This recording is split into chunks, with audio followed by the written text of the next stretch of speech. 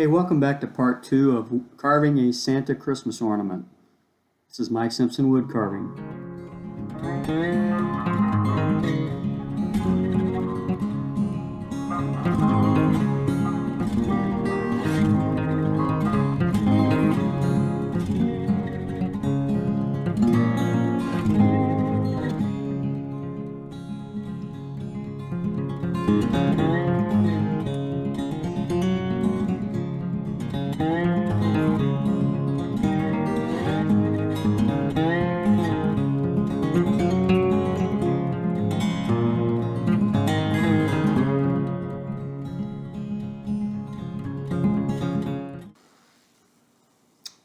So here we are with the Santa. He's been outlined, all of the lines that define the parts of the Santa. And on this half of the video, the second part, what we're going to do is we're going to go around the outside and remove a little bit of wood and round off a lot of the features on the outside, which will create more of a three-dimensional appearance for this flat piece of wood. If you missed the first part, feel free to go back and watch it. We're just going to work our way around, all the way around, rounding off all these places that need to have a little bit more dimension to them than if it were just a straight cut. You'll see me right there. I'm cutting kind of a V down in the valley of that detail. There I did it again. Anytime you have one of those spots where you're kind of making a V cut along the edge, rather than like right here I'm rounding off, but right here by the little tassel on his hat, I'm going to make a little V cut right there. You always want to make sure you cut down cleanly into it and remove that piece of wood that's there. It'll allow your finish when you put paint or stain on to be much neater and cleaner, and it just adds a better appearance to the carving.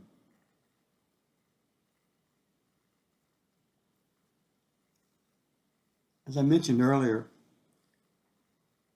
all of my tools are pretty much at the level that I would call them razor sharp. The sharper the tool, in my opinion, the safer the tool.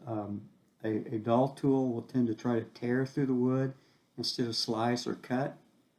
And when it's tearing, it takes a lot more force. And so I think that you lose control because you have to push much harder with a knife or a chisel that's dull over one that's very sharp. Very, very sharpened tool provides you with a lot more control as it cuts into the wood. So again, I'm rounding off all these surfaces, the tops of the shoes. Now notice I didn't do the bottoms of the shoes. There are a few spots that you don't want to round off because when you think about it, the bottoms of our shoes aren't rounded, the tops are. So I'll leave the bottoms of his shoes not rounded off. There are only a few spots on the carving that I don't round off, but that's one of them. So yeah, it's fairly well rounded off. I do add a few more details, maybe. Okay, this is at number 10 millimeter, number 3 sweep. It makes a nice shallow cut. And what I'm doing is I'm removing the wood on his legs, right below his coat. And the reason I'm doing that is because that again provides more of a look of 3-dimension, because typically your legs don't stick out as far as your belly does, particularly if you're Santa Claus. And then I'm going up on his coat, all up under his beard, which causes his beard to appear to stand out, which again provides a 3-dimensional look.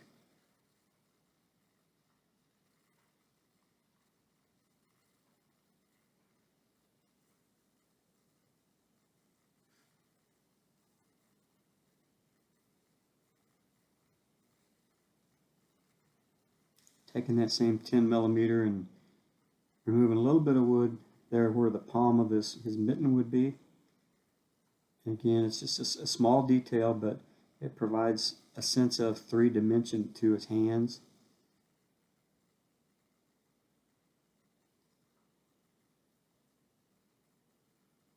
Outline his thumb.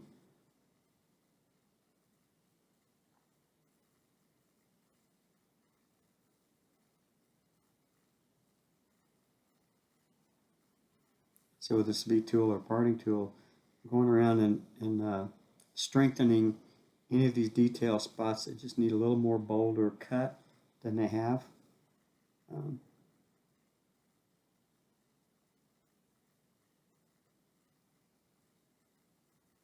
Actually, now I'm going to take and cut almost like a V shape there on his shoes. And what that does is that recesses his heels, because the toes of our feet stick out further than our heels. So even though I'm only removing a little bit of wood, that small amount of wood that I'm removing gives that appearance of more of a 3-dimensional to like his feet. And again, all these little details add up to an overall effect of it doesn't look like a flat piece of wood anymore. It looks more like it's been carved almost out of the round. And that's the look that I'm after.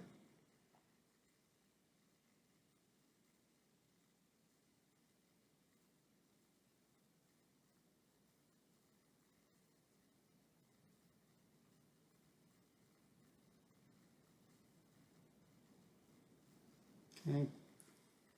Notice I'm going to draw in and carve the details of his face. And I typically will save the most detailed parts of a carving to the last.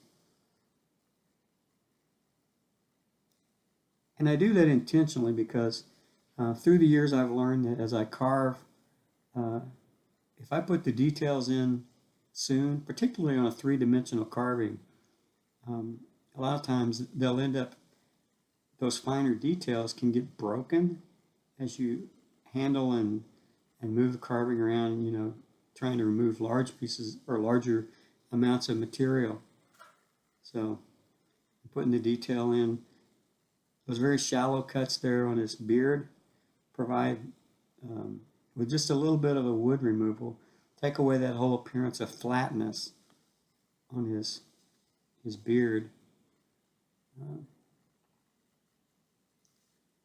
Right here I'm carving over his eyebrows with that 3 millimeter V tool or parting tool. Outlining his mustache.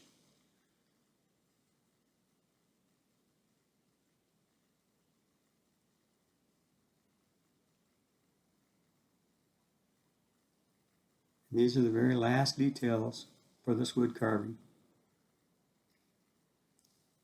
Tune in for part 3 of painting